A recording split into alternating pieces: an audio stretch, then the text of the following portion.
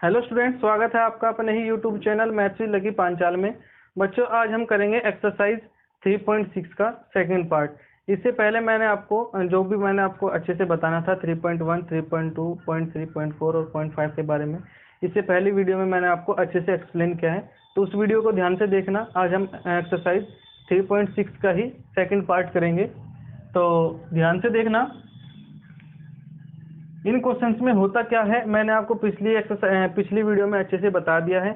हमें और केवल के इक्वेशन पर ही आपको फोकस करना है, यानी कि इक्वेशन कैसे बनती है लैंग्वेज प्रॉब्लम से, उस पर ज़्यादा ध्यान देना है।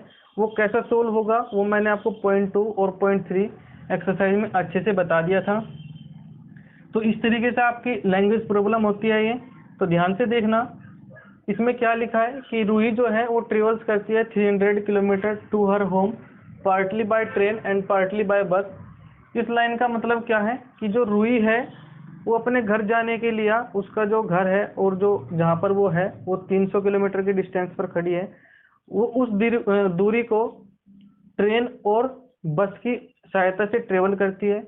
कुछ हिस्सा तो 300 किलोमीटर का वो ट्रेन से चलती है और कुछ हिस्सा बाकी का बचा हुआ वो बस से तय करती है। उसने इस तरीके से 4 घंटे लिए। कैसे? यदि वो 60 किलोमीटर ट्रेन से तय करे और जो बाकी का बचा है, यानी कि 300 में से जब 60 जाएगा तो आपका बचेगा 240 किलोमीटर बस से चले, तो उसको लगता है 4 घंटे। यदि वो 100 किलोमीटर ट्रेन से चले और बाकी का बचा हुआ 300 में से जब 100 जाएगा तो आपका बचता है 200 बस से चले तो वो 10 मिनट फालतू लेती है। He takes 10 minutes longer. Find the speed of the train and her bus separately, यानी कि उसकी ट्रेन की स्पीड क्या थी, उसकी बस की स्पीड क्या थी, वो हमें निकालना है। हमें केवल और केवल लैंग्वेज से इक्वेशन कैसे बनती है उस पर फोकस करना है। स्पीड जो है आपकी वो आप घर निकाल लेना, वो भी मैंने आपको अच्छे से बताया है कि कोई यदि आपके पास में 2 इक्वेशन है तो उसको कैसे सोल्व करना होता है। तो आप ध्यान से देखना। इसमें जो सबसे इम्पोर्टेंट फॉर्मूला है वो काम आएगा distance equals to speed into time. इसको याद करने का तरीका क्या होता है, d/s into T, d/s into T, यानी कि इस तरीके से सर्किल में आपको d ऊपर लिखना है, s और t नीचे लिखना है। इसका मतलब क्या है, यदि आपको d निकालना है तो s और t की मल्टीप्लाई करनी है। यदि आपको t निकालना है तो डिस्टेंस अपॉन स्पीड करना होगा अपॉन में। यदि आपको स्पीड निकालना है तो डिस्टेंस अपॉन टाइम। ये आपकी ट्रिक है थोड़ी सी, ठीक है, इस फॉर्मूले को याद रखने की। यदि आप इसको ऐसे भी लिख सकते हो, distance equals to speed into time. Time निकालोगे तो डिस्टेंस अपॉन स्पीड, स्पीड निकालोगे तो डिस्टेंस अपॉन टाइम, और डिस्टेंस निकालोगे तो डायरेक्ट। इसमें क्या कहा इसने, अब आपको क्या अप्रोच लगानी है। इसमें इसने एक निश्चित समय दे दिया। एक निश्चित समय देने का मतलब है कि जो आपकी इक्वेशन बनेगी वो इस फॉर्मेट में बनेगी, distance upon speed equals to time. एक इक्वेशन बनेगी ट्रेन की, एक इक्वेशन बनेगी बस की। उन दोनों का सम है ऐड होगा, क्योंकि डिस्टेंस अपॉन स्पीड बस की वो भी टाइम देगी। यहाँ से टाइम मिलेगा बस का, यहाँ से टाइम मिलेगा ट्रेन का। इन दोनों को जब हम टाइम ऐड कर देंगे, time of bus plus time of train, तो हमें टोटल टाइम मिल जाएगा। T total equals to T total. T total का मतलब है आपका 4 घंटे। जो मैंने ये लिखा वो आपकी समझ में आया क्या? मैंने क्या लिखा ध्यान से देखना। Distance equals to speed up into time होता है। Distance equals to speed into time आपका फॉर्मूला होता है। यदि हमें टाइम गिवन है यानी कि 4 घंटे, तो जो फॉर्मूला आपका ट्रांसफर होगा वो distance upon speed equals to time में ट्रांसफर हो जाएगा। ये आपका टोटल के लिए है। हमने कुछ डिस्टेंस ट्रेन से भी कवर किया और बाकी का बचा हुआ हमने बस से भी कवर किया।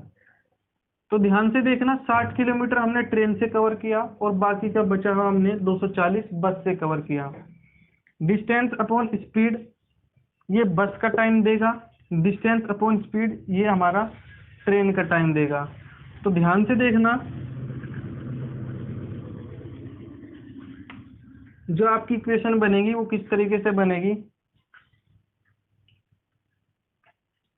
मान लीजिए ट्रेन की स्पीड है x और बस की स्पीड है आपकी y। ट्रेन की स्पीड हमने मान लिया x और बस की स्पीड हमने मान लिया y। उसने 60 किलोमीटर x से कवर किया, 60 किलोमीटर x से कवर किया। ये क्या देगा, आपका टाइम देगा ट्रेन का। उसने बाकी का बचा हुआ, जब हम 300 में से 60 घटाएंगे तो 240 देगा। उसने y से कवर किया इतना स्पीड से।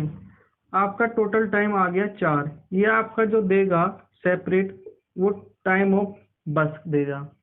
जब हम आपका time of train, time of बस ऐड कर देंगे तो आपका टाइम टोटल आ जाएगा, टोटल टाइम। जो मैंने ये लिखा, क्या आप समझ पाए क्या? दोबारा से देखो, टाइम ऑफ ट्रेन कैसे निकलता है, distance equals to speed into time होता है आपका। डिस्टेंस अपॉन स्पीड टाइम देगा, तो डिस्टेंस आपका 60 है और x हमने मान लिया उसकी x स्पीड है, तो ये तो टाइम देगा ट्रेन का। इसी तरीके से ये टाइम देगा बस का। तो जो आपका टोटल टाइम है वो आपका 4 घंटे है। अब इसी में ही इसने एक आगे बोला, मैं इसको रब कर देता हूं। इसने क्या कहा, यदि वो 100 किलोमीटर तो चलता है ट्रेन से, जो हमने x माना, और बाकी का बचा हुआ 200 किलोमीटर चलता है y से, जो हमने y मानी उसकी स्पीड। तो यदि वो इस तरीके से चलता है तो उसको 10 मिनट और फालतू लगता है। अब आपको एक और बात ध्यान से देखना है,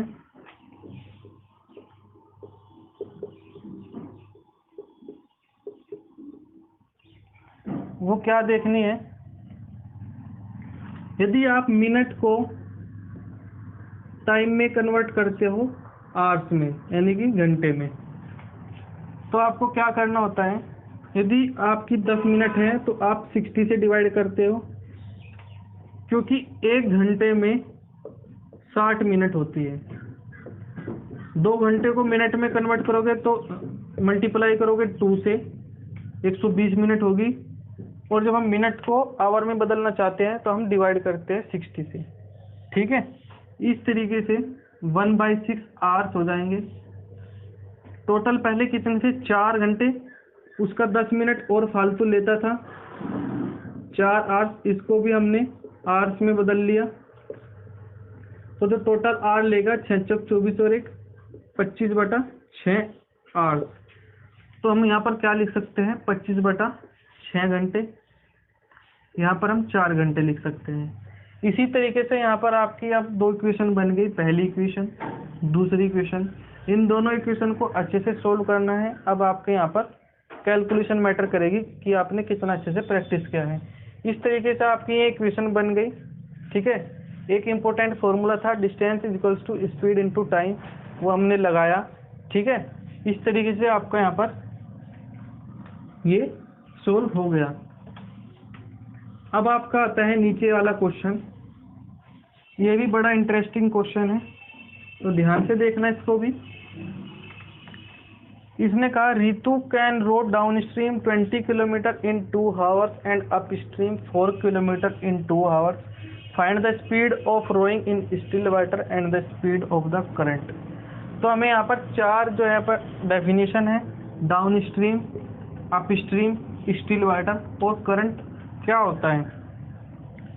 तो सबसे पहले मैं आपको बता देता हूँ स्टिल वाटर क्या होता है। स्टिल वाटर होता है आपका ठहरा हुआ पानी, उसकी हमने स्पीड x मान लिया और स्पीड ऑफ द करंट हमने y मान लिया। ये आपकी स्पीड होगी मैन की, ये होती है पानी की, इनकी जो बहाव होता है उसको हमने y मान लिया। ये होती है आदमी की, जो उसमें बैठा है, यहाँ पर आपकी लेडी बैठी है रितु, तो हमने उसकी मान ली स्पीड x, और जो उसका पानी का बहाव है वो y मान लिया। अब आपने देखा होगा कि जो पानी का बहाव होता है वो 2 तरीके से हो सकता है। मान लीजिए ये आपकी रिवर है, जिसमें आप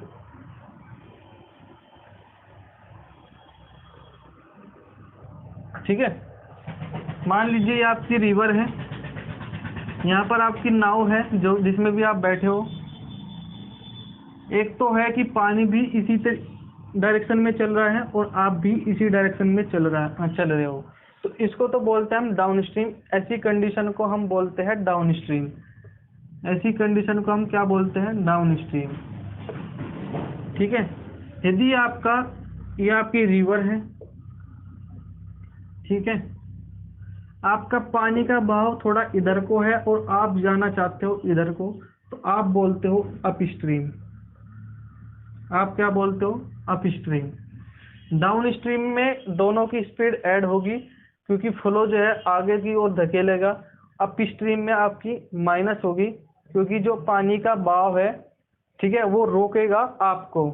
इसकी स्पीड मैन की x है मान लो और पानी की जो है वो y है, तो यहाँ पर जो स्पीड होगी वो x माइनस वाई होगी। x माइनस वाई क्यों होगी? क्योंकि जो आपकी स्पीड है वो ज़्यादा होगी, इसकी स्पीड जो है y वो कम होगी, तभी तो आप अपने लक्ष्य तक पहुँच पाओगे विपरीत धारा में भी। इसी तरीके से यदि आपकी x और y, यहाँ पर कोई मैटर नहीं करता कि x बड़ा है y बड़ा है, x आपका बड़ा होगा तो आप अच्छे से जाओगे, ठीक है, अच्छे से बैठ के मजे लेते हुए आगे जाओगे अपने लक्ष्य तक। यदि आपके यहाँ पर y बड़ा है तो आप डूब भी सकते हो क्योंकि सेम धारा है, ये छोटी होगी तो आपको आगे पुश करेगी धीरे से, ये ज़्यादा बड़ी होगी इसकी स्पीड, ठीक है, तो आपको और जल्दी से पुश करेगी, तो आपके साथ में कुछ भी हो सकता है। ये तो थी मजाक, लेकिन मैंने आपको समझा दिया है कि डाउन स्ट्रीम में आपकी स्पीड x प्लस वाई होती है और अप स्ट्रीम में आपकी स्पीड x माइनस वाई क्यों होती है। x प्लस वाई यहाँ पर क्यों होता है और x माइनस वाई यहाँ पर क्यों होता है। तो आई होप आपकी समझ में आ गया होगा। अब आपको एक और कंसेप्ट ध्यान से देखना है बच्चों, जब हम किसी भी चीज़ का उसका एवरेज स्पीड निकालते हैं तो पर आवर या पर मिनट या फिर आप पर सेकंड में निकालते हो। आप 2 घंटे का, 4 घंटे का, 6 घंटे का नहीं निकालते। 20 किलोमीटर 2 घंटे में तो 1 किलोमीटर 10 घंटे में, ठीक है, तो 10 किलोमीटर 1 घंटे में, ठीक है, 10 किलोमीटर 1 घंटे में। इसी तरीके से अप स्ट्रीम में क्या होगा? फाइंड 4 किलोमीटर 2 घंटे में तो 2 किलोमीटर 1 घंटे में। ये आपका डिस्टेंस है, ये आपका टाइम है।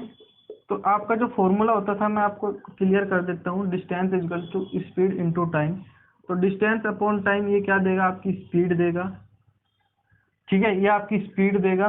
स्पीड क्या देगा कि 10 किलोमीटर पर आवर। यहाँ से हमने क्या सीखा कि 10 किलोमीटर पर आवर है आपकी डाउन स्ट्रीम, और आपकी जो अप स्ट्रीम होगी वो 2 किलोमीटर पर आवर होगी, 2 किलोमीटर पर आवर होगी।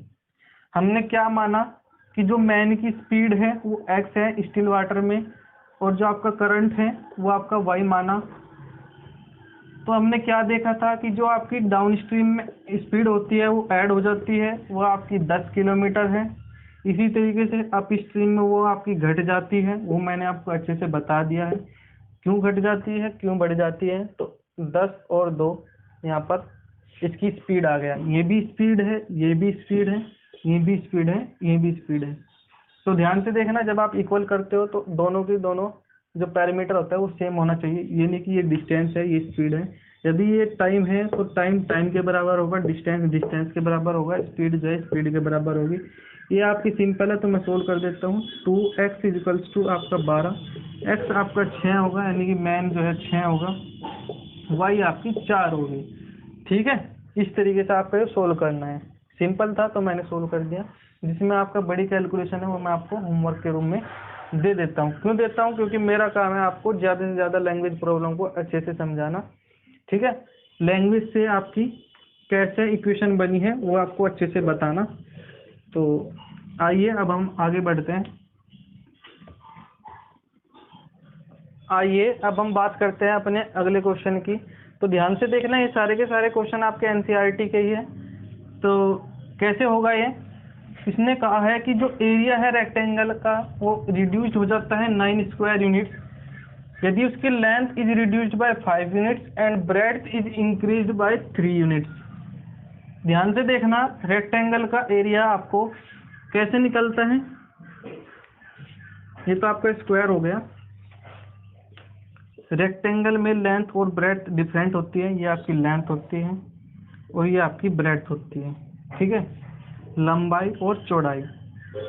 इसका जो एरिया है वो कैसे निकलता है, लेंथ इंटू ब्रेड्थ से। इसका जो पेरीमीटर होता है वो 2 इंटू एल प्लस बी से निकलता है। इसी तरीके से यदि आपका स्क्वायर का क्वेश्चन बनता है तो उसकी सारी की सारी साइड बराबर होती है। उसकी जो एरिया होगा कैसे निकलेगा, यदि इसकी x है तो x स्क्वायर से। इसका जो पेरीमीटर है वो कैसे निकलेगा, 4 गुना x से। यानी कि एक को देखना है, उसमें 4 का गुना करना है तो उसका चारों का सम आ जाएगा, वही आपका पेरीमीटर होता है।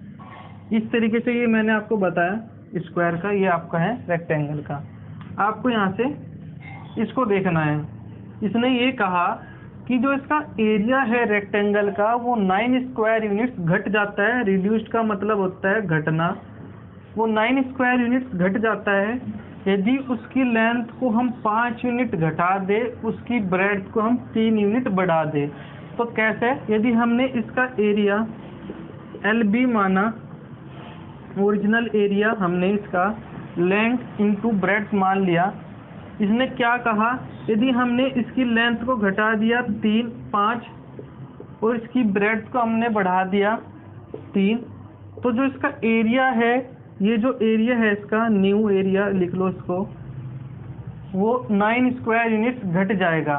वो इसका 9 स्क्वायर यूनिट्स घट जाएगा। कहने का मतलब ये है कि जो पहले एरिया था LB वो बड़ा है और ये आपका छोटा है, ठीक है। यदि आपकी ये कंडीशन लागू होती है, ये जो आपकी फर्स्ट कंडीशन है ये आपकी लागू होती है, जो पहला एरिया था वो 9 स्क्वायर यूनिट बड़ा था जो आपका अब आया, तो हम कैसे लिख सकते हैं, LB माइनस L माइनस 5 और B प्लस 3 इक्वल्स टू क्या लिखोगे आप, 9।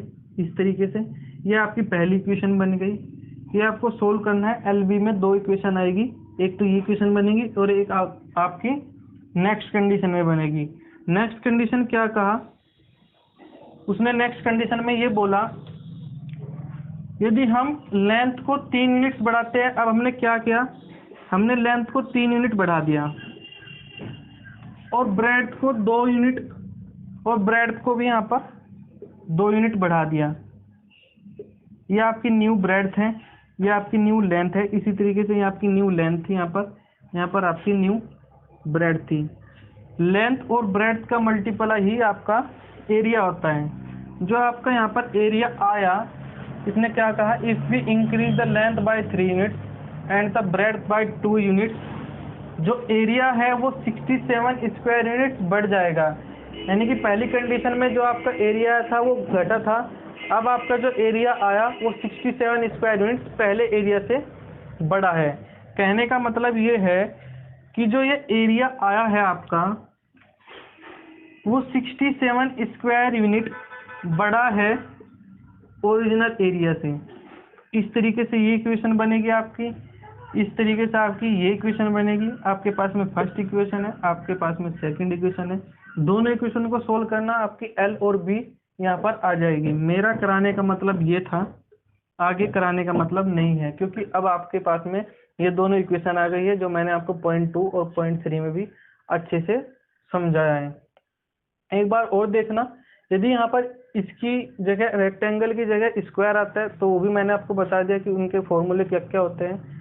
लेंथ हमने बढ़ा दिया, ब्रेड्थ हमने घटा दिया। दूसरी कंडीशन में हमने लेंथ और ब्रेड्थ दोनों को बढ़ा दिया। पहली में अगर हमने लेंथ को घटाया है और ब्रेड्थ को बढ़ा है तो 9 स्क्वायर यूनिट घट गया है पहले से, ठीक है। यानी कि जो पहले वाला एरिया था यदि उसमें हम 9 घटाते हैं तो रिड्यूस्ड एरिया मिल जाएगा हमें।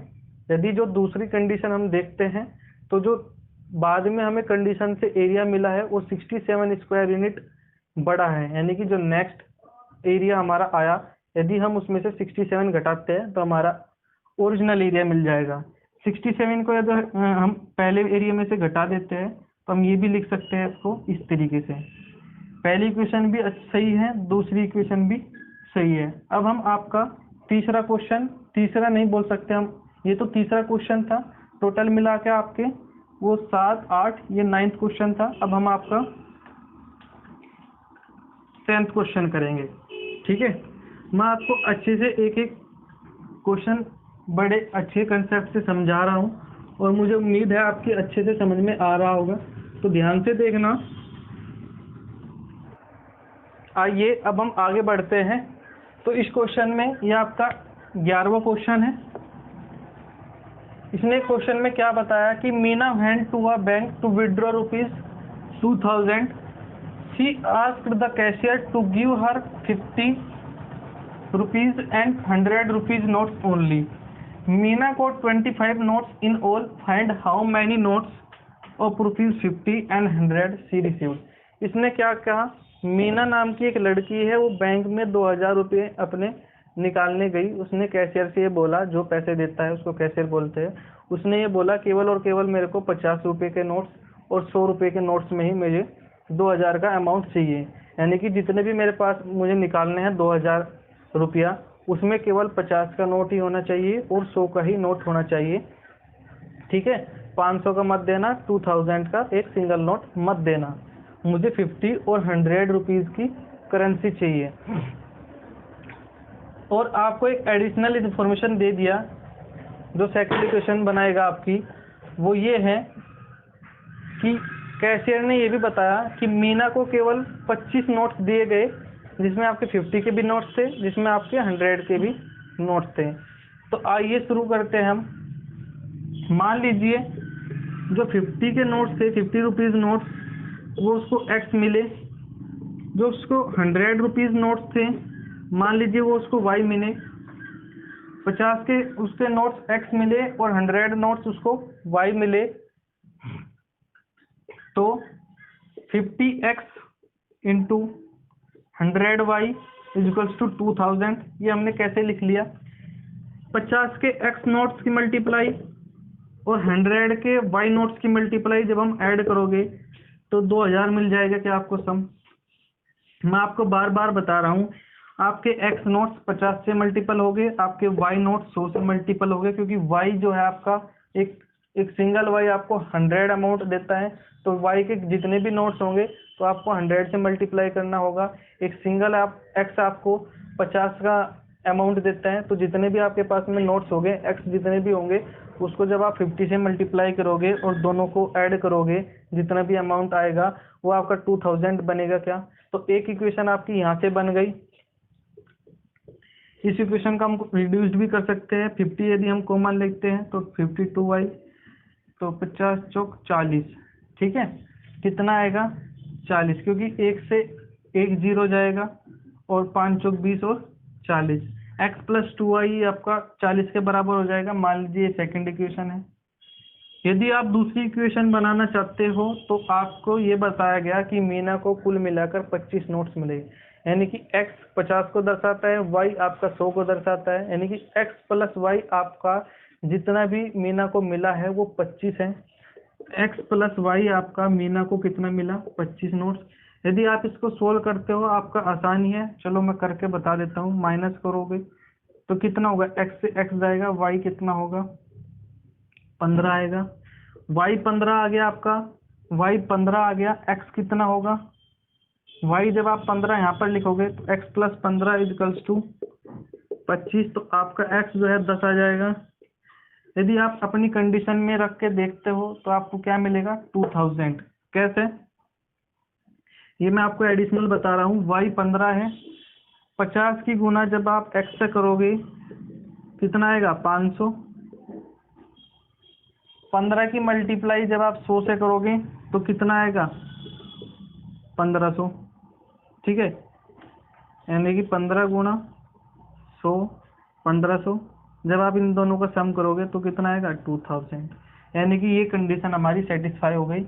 इसका हम ये भी मतलब निकाल सकते हैं कि जो भी हमने x और y की वैल्यू निकाली वो हमने सही निकाली, ठीक है। इस तरीके से आपके यहाँ क्वेश्चन होते हैं। एक आपका बड़ा ही इंटरेस्टिंग क्वेश्चन है, लास्ट है इस एक्सरसाइज का, तो ध्यान से देखना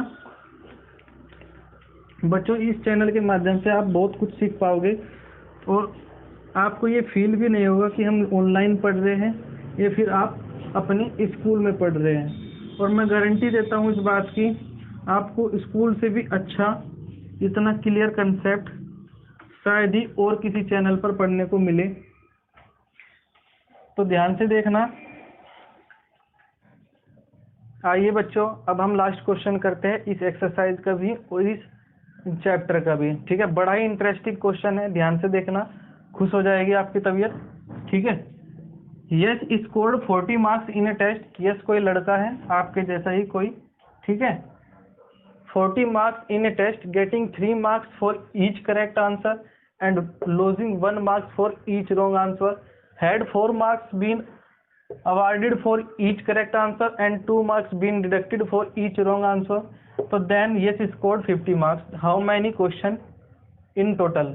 तो आपको क्या बताना है, ये यदि यस जो है 3 मार्क्स उसको मिलते हैं सही क्वेश्चन के, यदि वो सही आंसर करता है, और एक जो नंबर है वो कट जाता है उसका रॉन्ग आंसर पे, तो उसका जो टोटल नंबर बनेगा वो उसका 40 नंबर बनता है।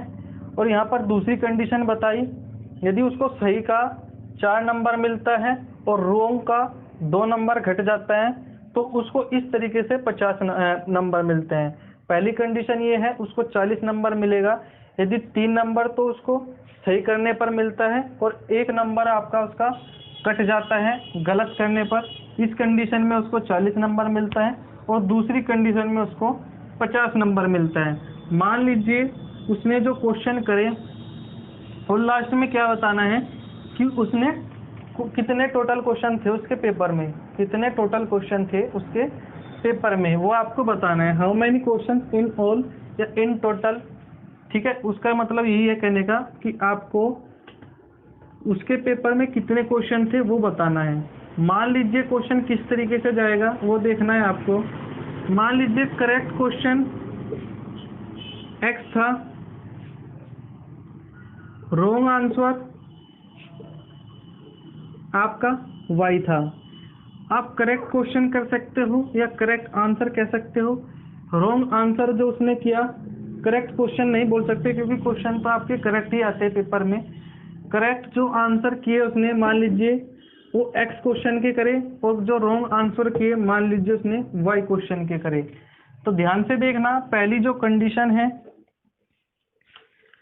वो क्या कंडीशन है, यदि वो 3 मार्क्स पाता है करेक्ट के, करेक्ट हमने x माना, और लूज करता है y 1 का, तो उसको 40 नंबर मिलता है। कैसे, यदि हम पेपर में करते हैं, मान के चलो अगर आप 70 नंबर का करके आए तो उसमें से कुछ ना कुछ तो गलती भी होगा, तो 70 में से कुछ ना कुछ तो घटेगा, तो वो आपका मान लीजिए 40 आया।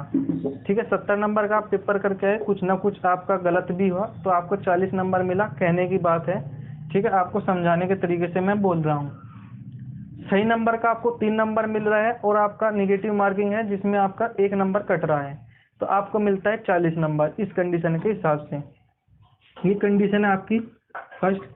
इसी तरीके से आपकी यदि दूसरी कंडीशन को हम देखना चाहें तो क्या होगी, 4 नंबर मिल रहा है सही आंसर का और 2 नंबर कट रहा है गलत आंसर का, तो इस कंडीशन के हिसाब से आपको 50 नंबर मिलता है। ये आपकी दूसरी कंडीशन है, ये आपकी फर्स्ट कंडीशन है। इस तरीके से आपके पास में 2 कंडीशन आ गई, जिस तरीके से आपकी 0.2 0.3 में मैंने आपको कंडीशन को सोल्व करना बताया था। ठीक है, आपके पास में लैंग्वेज प्रॉब्लम होती थी 0.6 एक्सरसाइज में। लास्ट बार हम समझ लेते हैं कि हमने इस एक्सरसाइज में क्या क्या पढ़ा है। आपके पास में लैंग्वेज प्रॉब्लम होती थी, आपको इक्वेशन बनाना होता है, कुछ क्वेश्चन में आपको ग्रामेटिकल भी, ग्राफिकल भी, ज्योमेट्रिकल भी आपको रिप्रेजेंट करना होगा, ये फिर आपको डायरेक्ट एक्स और वाई की वैल्यू ही बतानी पड़ती है। ठीक है, तो इसमें क्या बताया, इस क्वेश्चन में कोई बच्चा है यस, उसने स्कोर किया 40 नंबर, उसने स्कोर किया 50 नंबर।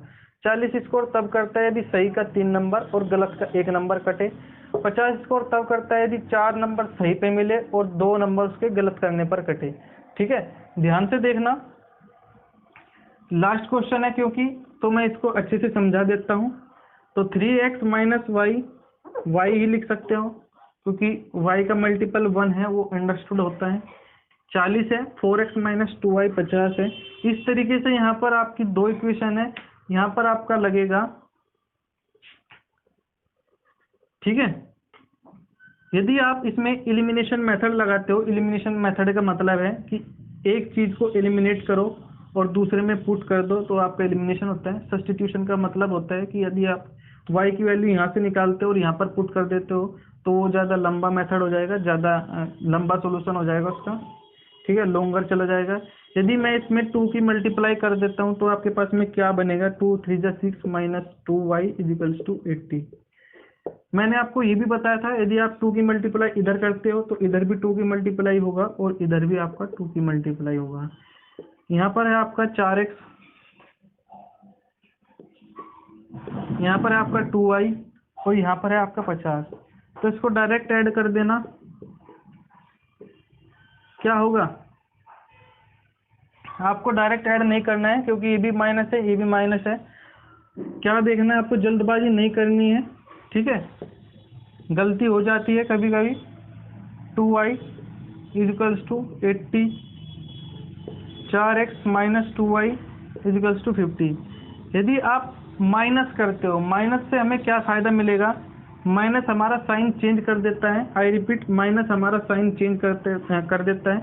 माइनस है यहाँ पर तो प्लस हो जाएगा, यहाँ पर प्लस है तो माइनस हो जाता है। तो 6 में से 4 जाएगा 2x माइनस 2y से प्लस 2y कट जाएगा। पहली कंडीशन में नहीं कटता, पहली कंडीशन में वो ऐड हो जाता है। 80 में से 50 जाएगा 30, तो x यहाँ पर कितना आ गया 15। यानी कि उसने सही क्वेश्चन 15 करे और उसके जो गलत क्वेश्चन है वो भी आप देखना। आप कैसे, मान लीजिए हम पहली ही कंडीशन में रख देते हैं 3x minus y equals to 40, 15 3 45 minus y equals to 40। जब y उधर जाएगा तो 45 में से 40 जाएगा तो कितना आएगा y, तो 45 में से 40 जाएगा y इजिकल्स टू 5 आ जाएगा। यानी कि 15 क्वेश्चन उसने सही किए, 5 क्वेश्चन उसने गलत करे, तब उसके 40 नंबर आए। यदि उसको 3 नंबर सही का मिलता है और गलत का जो है उसको 1 नंबर कटता है तो 40 आता है। इसी तरीके से 50। तो आइए हम फिर से अपने क्वेश्चन पर ही आते हैं। 15 क्वेश्चन सही करता है, 5 क्वेश्चन गलत करता है, तो टोटल क्वेश्चन उसके पेपर में 20 थे। 15 सही किए, 5 गलत किए, 15 5 20, ये उसके टोटल क्वेश्चन थे। x plus y equals to 15 plus 5 equals to 20। तो इस तरीके से यहाँ पर आपकी एक्सरसाइज 3.6 कंप्लीट हो गई है। 3.6 कंप्लीट हो गई है तो आपका चैप्टर 3 भी आपका कंप्लीट हो गया है। तो ध्यान से देखना मेरी पढ़ाए हुए वीडियो लेक्चर्स को। 3.1 भी मैंने आपको कराया है, 3.2 कराया है, 3.3 कराया है, 3.4 आपकी कट हो गई है क्योंकि सीबीएसई ने आपका 30% सिलेबस रिडक्शन किया है। उस 30% सिलेबस में आपका क्रॉस मल्टीप्लिकेशन मेथड में भी आता था जो आपकी 3.4 से बिलोंग करती है। 3.5 मैंने इसलिए नहीं कराई क्योंकि मैंने उसमें 3.2 में ही उसका कंसेप्ट कंसिस्टेंट और इनकंसिस्टेंट और 2-4 एग्जाम्पल उसमें ही मैंने आपको करा दिए थे। 3.6 एक्सरसाइज में 6 क्वेश्चन मैंने इससे पहली वीडियो में और 6 क्वेश्चन मैंने आज की वीडियो में अच्छे से कराए हैं। आई होप आप सभी समझ गए होंगे। मैं एक बार और बताना चाहता हूँ, मैंने सही से सारे क्वेश्चन इसलिए नहीं कराए, सही से मतलब है कहने का कि A to Z आपको सॉल्यूशन इसलिए नहीं कराया क्योंकि वो तो आप घर पर भी कर सकते हो। यदि मैं आपको वो सारे क्वेश्चंस के सॉल्यूशन अच्छे से कराने लगता, यानी कि शुरू से लास्ट तक, ठीक है, तो उसका कुछ फ़ायदा ही नहीं था। केवल और 1 घंटे की वीडियो में 2-3 ही क्वेश्चन आपके हो पाते, उसका कोई फ़ायदा नहीं लगा मुझे। और मैं जब भी ऑफलाइन पढ़ाता हूँ बच्चों को तो उसमें मैं ज़्यादातर ऐसे ही कराना ज़्यादा पसंद करता हूँ। ज़्यादा से ज़्यादा मैं उसको क्वेश्चन कराता हूँ बच्चों को ताकि वो समझ जाए और कैसे भी क्वेश्चन आए आपके पेपर में वो आप आसानी से कर सको। इससे क्या होता है कि आपको लैंग्वेज प्रॉब्लम ज़्यादा देखने को मिलेगी और आप उससे आसानी से इक्वेशन बना सकते हो। और उससे क्या होगा कि आप 2-3 ही क्वेश्चन कर पाओगे और इससे क्या होता है आप 20-25 क्वेश्चन कर सकते हो आसानी से एक दिन में और उससे आप ज़्यादा भी समझ पाओगे। तो आज के लिए इतना ही। यहाँ से आपकी एक्सरसाइज 3.6 कंप्लीट हो जाती है, यानी कि चैप्टर 3 भी आपका कंप्लीट हो गए हैं। आपका चैप्टर फर्स्ट रियल नंबर्स मैंने इस चैनल पर अच्छे से करा दिया है। चैप्टर 2 पॉलिनोमियल्स वो भी मैंने आपको बहुत अच्छे से कराया है। चैप्टर 3 मैंने आपको pair of linear equations in 2 variables आज कंप्लीट हो गए हैं। जो भी हमारी नेक्स्ट वीडियो आएगी उसमें आपका चैप्टर 4 स्टार्ट होगा, ठीक है। तो ध्यान से देखना और ऐसे ही लाइक और कमेंट करते रहना, काफ़ी अच्छा आपका रेस्पॉन्स मिल रहा है। ऐसे ही बनाए रखिए और शेयर करिए अपने दोस्तों के साथ में ताकि जब भी आपके स्कूल खुले आपको इस चैनल से तब तक आपको अच्छे से सारे के सारे कंसेप्ट क्लियर होते जाएं। ठीक है, आपको बस पेपर में रिवाइज ही करने पड़े, इससे पहले आप इसको देखना भी मत। इस तरीके से मैं आपको ये सॉल्यूशन और क्वेश्चंस आपको करा रहा हूँ, तो ध्यान से देखना मेरे आगे आने वाली वीडियो को भी, और जो मैंने आपको कराया है वो भी अच्छे से देखना। तो उम्मीद करता हूँ आपको मेरा पढ़ाया हुआ अच्छा लगता होगा, तो लाइक करना, शेयर करना और कमेंट करना, क्योंकि मेरा चैनल न्यू है और आपको जितना ज़्यादा शेयर करोगे तो उतना ही मेरे को फ़ायदा होगा, उतना ही आप सभी को फ़ायदा होगा, उतनी ही ज़्यादा बच्चे आप पढ़ सकोगे। इस चैनल के बारे में पता लगेगा कि ये चैनल आपको इस तरीके से अच्छी जानकारी देता है। तो ध्यान से देखना भी और समझना भी क्वेश्चंस को। तो आज के लिए इतना ही, आगे जब भी हम अगली वीडियो में आपके सामने आएंगे तो चैप्टर 4 लेकर आएंगे। तो ध्यान से देखना। Thank you. ठीक है, सब्सक्राइब करो मैथ्स विद लकी पांचाल को। ठीक है, थैंक यू।